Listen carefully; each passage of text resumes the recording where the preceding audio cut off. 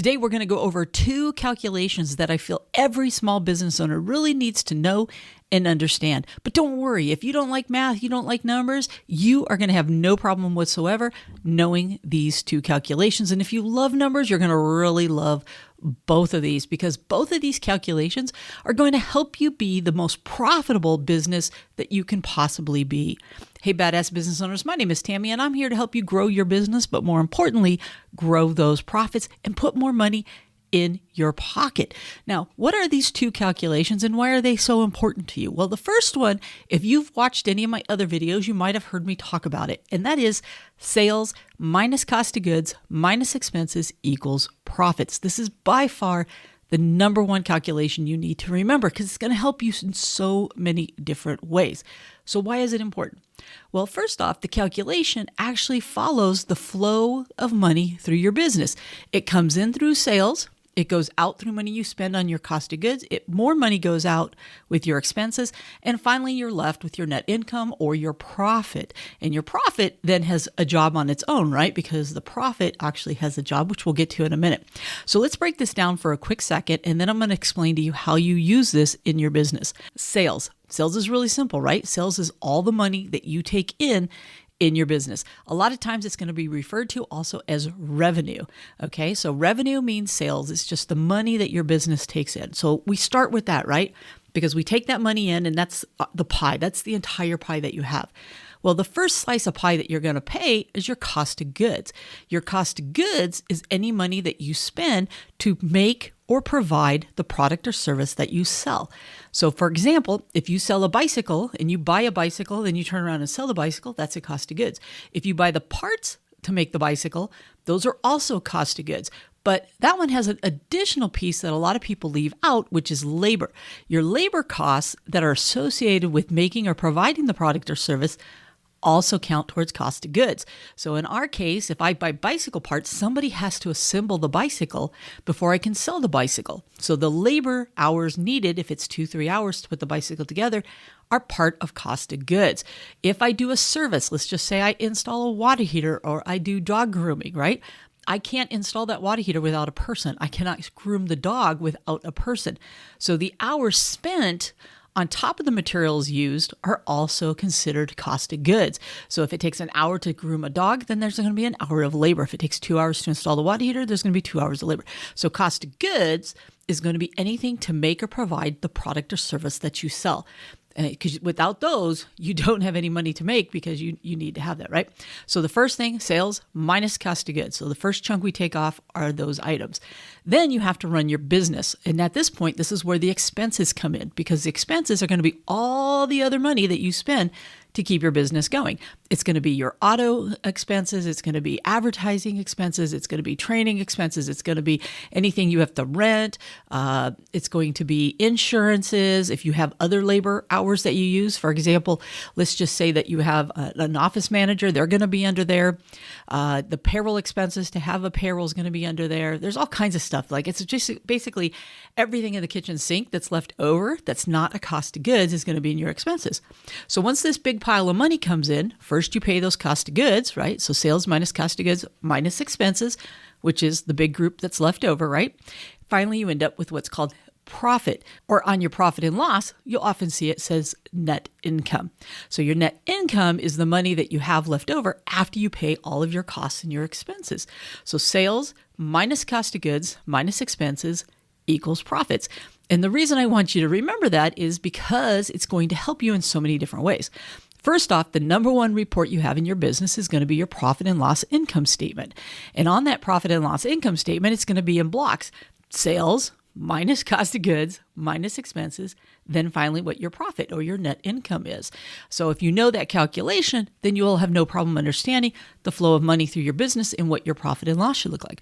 But it's more important than that, because I think if you understand the way money flows, it also helps you with your pricing.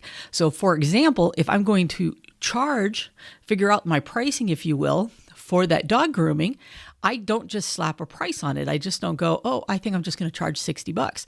because you want to work it backwards going, okay, out of that $60, how much is going to end up as profit?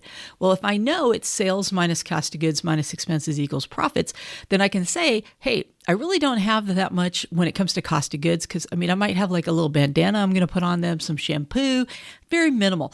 But my biggest cost of goods is the labor hour for doing the job. So whether it's me or someone else, I need to set aside money that I'm going to pay this hourly employee, whether it's me or someone else, to do this job. So I might set aside $25 out of that $60 for my cost of goods.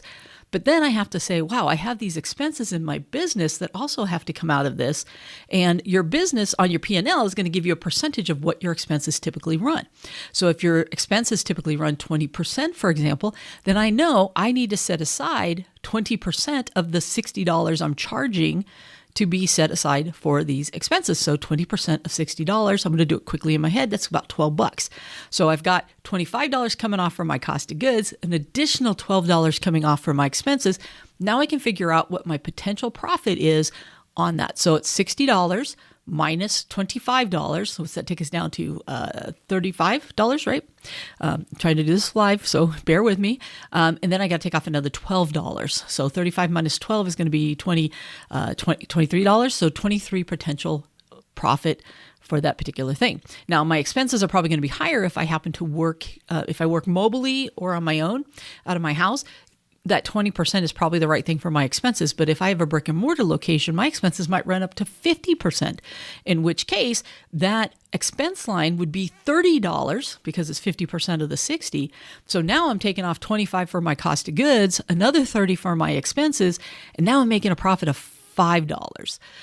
So you can see why that's so important, because if I don't calculate out what my expense piece is going to be, it could be a difference of someone making $23 or someone making $5.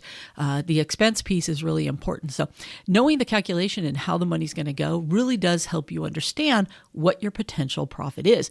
And I said something earlier I want to make sure that you understand is your profit still has three jobs, three places that money's going to go, because you have to pay taxes on the profits that you make in your business. So a certain percentage of those profits have to be set aside into a separate account ready to pay your taxes. But then you also have to reinvest back into your business. We call this retained earnings. So far your profit's going to taxes, retained earnings, and then if there's anything left over after you do those two things, that's going to be what you can take out as an owner for your owner's draw. Sure, you can pull out the entire amount of money, but that's not going to leave you any money to pay your taxes, and you're going to go, oh my God, I got to pay taxes, I got no money. Yeah, because you pulled everything out.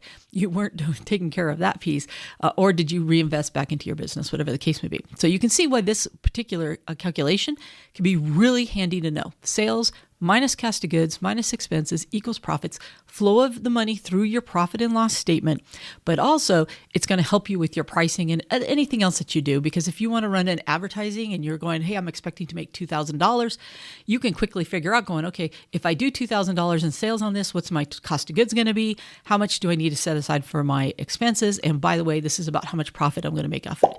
So you can use this calculation in so many different ways. It's amazing how it can really help you with your business.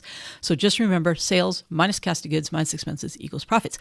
Now, for years, I've been preaching that one, but I'm about to start preaching a second calculation that I want you all to know. And this is going to be important because this is also about the health of your business. And that is assets equal liabilities and equity. Now, right now, I can already hear going, Tammy, what are you talking about? You're already scratching your head. What is going on?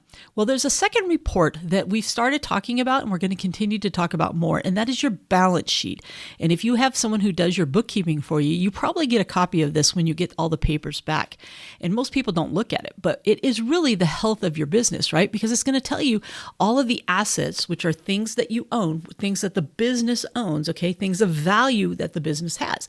And that could be your checking account, your savings account. It could be your inventory. It's going to be if you own a building or you own land, anything that the business itself owns, equipment, tools, vehicles, stuff like that. Okay, it's all of your assets. And then your liabilities are going to be everything that you owe. So anything that you owe people. So you might owe some vendors, or you might have net 30 on paying bills, which means you have 30 days to pay someone, but that's money you owe still. If you have people that have been working for you and you have a payroll and the payroll hasn't come out yet, you still owe the money for the payroll. So that's going to be a liability as well. You owe money. If you have a loan on your vehicles or on any of that equipment, those are liabilities, things that you owe. Okay. And finally, equity. Equity is what you have left over. After you take your assets minus your liabilities, what's left is your equity. And your equity is important for you, the business owner, because it's going to tell you how much money you've invested into the business, but more importantly, how much money you would walk away with from the business itself if it was to all of a sudden you were just to liquidate right as is, not sell it, but just liquidate. You would take all your assets and then you would pay off all your liabilities, and then that's the money, the equity that you have as a business owner.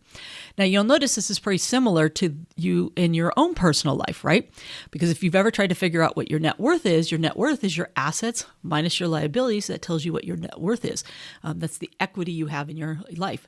If you have a house, okay, you have what the value of the home is, the asset, minus what you owe the mortgage broker or the mortgage carrier, the lender, the bank, and then what's left is your equity in that house. So if you have a $300,000 house, a $250,000 loan, you have $50,000 of equity in the house before you pay anything that you need to pay. So once again, I want you to remember this because it sounds kind of weird because you would think it would be assets minus liabilities equals equity. That's the way it works, but it doesn't balance. Okay. So the way it balances is it says, okay, if I have $100 in assets, that assets equals the money I owe. So let's say you owe your friend Joe, or you owe someone $40, right? That means you have $60 left over. So your $100 initially equals the 40 that you owe your friend plus the 60 that's left over for you as the person who owns the money, right? Who owns the assets. So they balance, right? This 100 equals 40 plus 60. Sounds kind of weird. It sounds backwards in the way you would think about it, okay? But in order for them to balance, it's assets equals liabilities plus equity. And this is going to feel awkward in the beginning. It's going to feel different for you, but we're going to keep talking about it every once in a while because I really want this to settle in, because our goal and our mission is for you to understand how to read the business reports of your business. So this way you can understand the value of your business. Because once again, it's all about those profits, right? Because ultimately what you want is you want lots of assets. So it could be cash in the business because that's a big part of it, your savings, your retained earnings, money that you've got saved, but you want that equity side to be really high. And a lot of times what happens is a business will have a lot of assets. So on paper, the assets look really good. They might have $50,000, $60,000, but at the same time, they owe tons of money. So their bank accounts might be flush and say they have $50,000 in them. But if they owe $80,000 in loans, they really don't have as much money as they think they do, because of that 50, it immediately has to pay off all the loans and stuff that they owe other people.